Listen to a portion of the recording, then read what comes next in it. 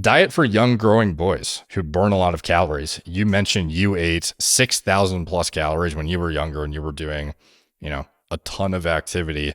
And presumably some of those calories had to come from hyper palatable or calorie dense foods. There was absolutely no effort whatsoever to eat like a quality diet. Like that just wasn't on my radar. Like, what's the most egregious common meal that you would eat in terms of just junkness? I mean, look, every morning my breakfast was a box of cereal in one of those large Tupperware bowls, the bowl that you could wear as a hat. So, I don't know, like Life cereal with chocolate, like the stuff you would make chocolate milk with. So I would have the bowl of Life cereal covered with a chocolate sauce. So I'm eating a box of Life cereal in chocolate milk, or Fruit Loops or Captain Crunch or whatever.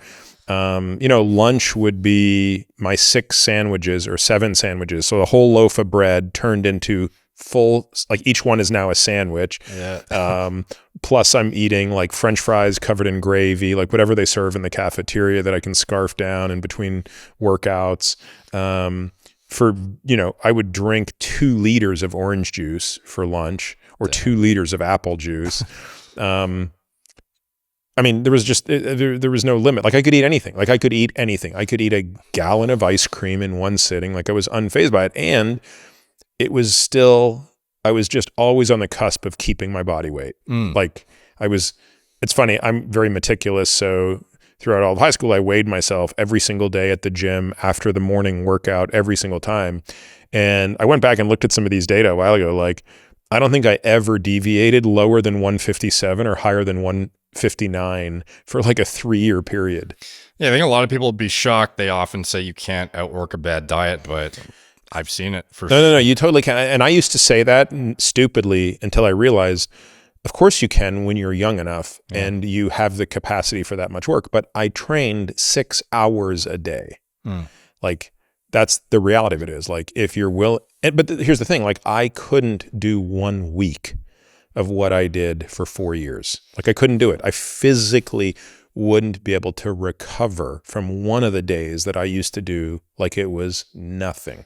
So one of the question I have stemming from that is, as a father of growing children, you obviously are mindful of, to some extent, what they're putting in their bodies, presumably, and at least at some level of oversight, hoping they're getting enough nutrients in to maximize growth potential, I would think. So I've seen I've seen people who take health advice online and extrapolate it out to children too. They have them fasting, doing ketogenic diets, stuff like this, which is not really pro, anabolic or even just like pro getting to your height potential, maybe even. So in young children, maybe one day I'll have kids. What kind of advice would you have for, I don't know, eating patterns and how because obviously what you just described was like an obscene diet by any standard for quality, but it was necessary to satisfy energy intake relative to output. Now, obviously not every kid's going to be reflecting the exact same extreme stuff you did, but at some level, there is a reasonable demand, presumably, that exceeds, what many, I don't know, adults may think their kids need to maximize growth and also be healthy? It's a good question. And honestly, I don't think I know the answer because of exactly what you just said, which is, because I just worry that some people might restrict their kids because they want them to only eat good food. And it sounds so paradoxical, like, oh, let your kids eat shitty. Not what I'm saying. I'm just saying there's some level of in between where if they aren't going to have the palatable options that may otherwise satisfy the nutrient demands of their, like, the velocity of growth, you may otherwise be hindering them by restricting them to what you deem to be the healthiest diet. Yeah. The challenge, as you say, even when treating kids with obesity, is you can't treat an obese kid the way you treat an obese adult if the kid is still growing. You have to be more judicious in your calorie restriction because you still have to allow them to try to become anabolic in one regard, even as you try to make them be catabolic in another, or at least stable in fat mass while they gain lean mass. So I pretend to have absolutely zero expertise here. This would be an example of me not being an ultra crepidarian. So the only thing I can really speak to is how I think about my kids, right? So, my kids are, fortunately, not overweight, not obese, healthy, whatever, normal kids, right? So mostly I'm just trying to make sure that they eat healthy food. But also I'm very cognizant of the fact that if you go too far, you're going to potentially create a pattern of behavior that could backfire later on. So I think a lot of people would be very shocked to know how much crap my kids do eat.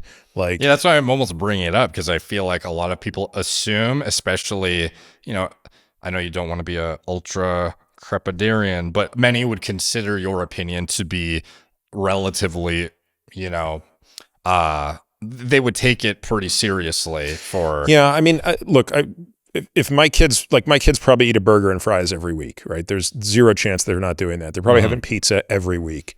They're eating ice cream a couple times a week. Like they're eating, and by the way, this is sometimes still a source of tension between me and my wife. Although in truth, I think the real tension is that I hate eating that stuff, and if they eat it, I eat it. So I think where the tension probably comes, and my wife and I had a little tiff about this the other day, is like, she had a whole box of those like drumstick ice cream things in the freezer, and they're for the boys, right? And the boys eat like one every third day or something. And I had like 3 of them in one day.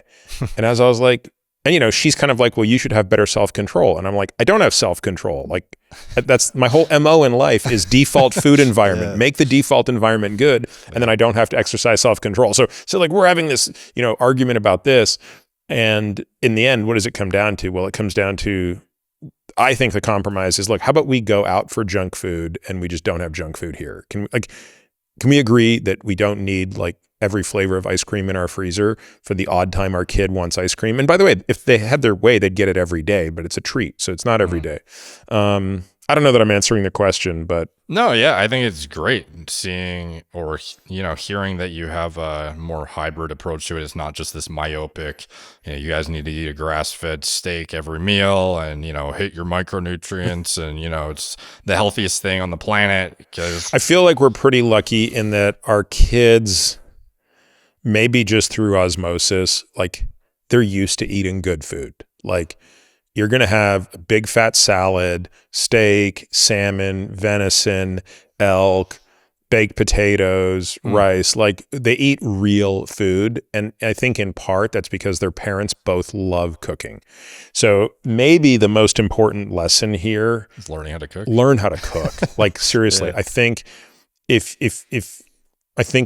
there's a lot of evidence for people, people knowing how to cook have lower obesity, right? Now there's a bunch of confounders there, but I also think like if you're going to go to the trouble of cooking, you're just going to make better quality food. And so fortunately, whether it's mom cooking or dad cooking, our kids are always getting a really good home cooked meal. And that's the way if, when they're like, oh, we really want to go out for burgers, it's like, okay, fine, we'll go out for burgers and it's a treat, but it's not like, that's not the daily norm.